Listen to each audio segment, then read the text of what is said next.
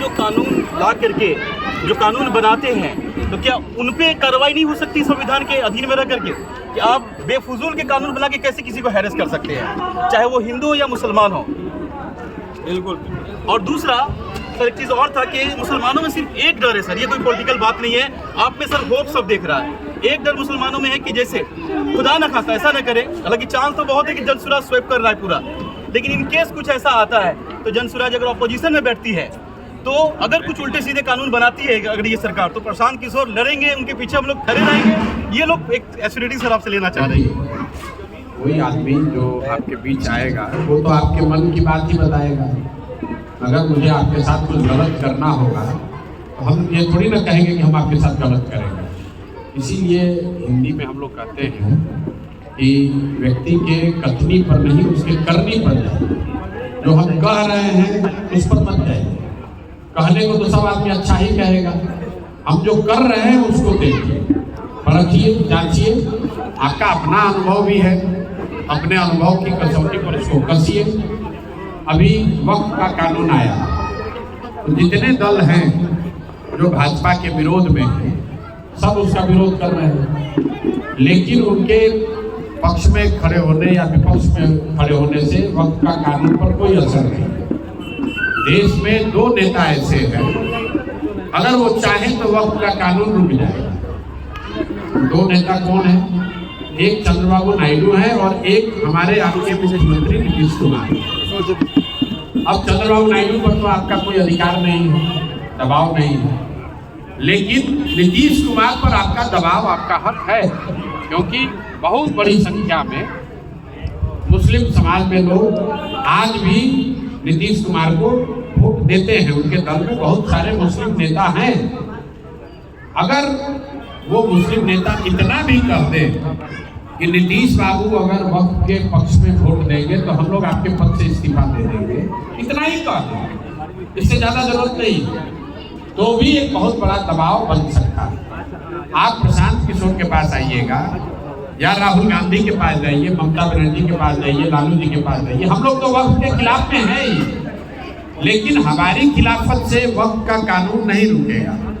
कानून अगर रोकना है संसद में, तो नीतीश कुमार अगर चाह जाए तो कानून रुक जाएगा। लेकिन मान लीजिए कि नीतीश नहीं चाहते और कानून बन गया, तो आपके हाथ में अधिकार है, आप नीतीश को तो छोड़ सकते हैं। आपने कहा गलत कानून बन जाता है, गलत कानून बना वक्त का, तो जो मुसलमान है उसको कम से कम जदयू तो छोड़ना चाहिए भाई। अब वहां पर आप मदरसे के चक्कर में, वहां पर आप हज के कोटा में अगर उनके नाम पर अगर उनके साथ बने रहिएगा तो आपके साथ नुकसान होगा ही होगा। तो आप चाहे जनसुराज में रहिए या आप जनसुराज में रहिए, आप नीतीश के साथ रहिए, राजद में रहिए, कांग्रेस में रहिए, अपने हक के लिए अगर आप सजग नहीं हैं तो दूसरा कोई आपके हक में आवाज नहीं उठाएगा। और अभी रमजान का मुबारक महीना है, ये तो आपके दीन में ये बात बताई गई है कि आपको हक के साथ खड़ा होना, लेकिन आप तो तादाद को खोज रहे हैं। आप यहीं पर कल वोट होगा महुआ में, तो जितने मुस्लिम साथी हैं वो ये नहीं देखेंगे कि सही कौन है, आप ये देखिएगा कि भाजपा को हरा कौन रहा है। तब आप भूल जाइएगा कि आपके दीन में ये बात बताई गई है कि मेरे भाई संख्या तादाद नहीं देखनी है, हक किधर है उधर देखना है। अगर तादाद देखने की बात होती तब तो इस्लाम शुरू ही नहीं होता। जिन लोगों ने इस्लाम को बनाया वो तो अकेले थे, दो ही लोग थे, लेकिन पूरा समाज आप हक नहीं देख रहे हैं, आप तो तादाद देख रहे हैं, और तादाद में अगर बातिल भी है तो उसके साथ भी खड़े। इसीलिए तो ये दुर्दशा है। आपको प्रशांत किशोर से सीखने की जरूरत नहीं है, आपको अपने दीन में जो बातें बताई गई हैं उसको देखने, उस पर अमल करने की जरूरत है। अपने आप आपको सुधार हो, अपने आप आपको सुधार हो। आपके दीन में ये बात बताई गई है ना भाई कि अपने बच्चों के साथ, आपके हदीस में लिखा हुआ है कि अपने बच्चों के साथ आपको इंसाफ करना है। हम लोग अभी सवाल में कह रहे हैं कि सब लोग अपने अपने बच्चों के लिए वोट दो। हम लोग तो हिंदुओं को ये बता रहे हैं, मुसलमानों के लिए तो ये बात हदीस में पहले से लिखी हुई है आपको सबसे पहले अपने बच्चों के हक के लिए खड़ा होना, उसके साथ इंसाफ करना है, उसको अच्छा नाम देना है, उसकी परवरिश अच्छी करनी है, उसकी तालीम की चिंता करनी है। आज यही देख लीजिए कितने मुसलमान हैं जो अपने बच्चों के साथ इंसाफ कर पा रहे हैं। और जिस व्यवस्था को आप जब वोट देते हैं, जिन लोगों ने आपके बच्चों के साथ नाइंसाफी की है, उसको भी आप भाजपा को हराने के नाम पर वोट देते हैं, फिर कैसे भला होगा आपके? मेरे भाई, एक बार ये भाजपा का डर मन से हटाइए, अपने लिए, अपने बच्चों के लिए, अपने कौम में, अपने दीन में जो बातें बताई गई हैं उस पर अमल कीजिए। प्रशांत किशोर के सिखाने से कुछ नहीं होगा।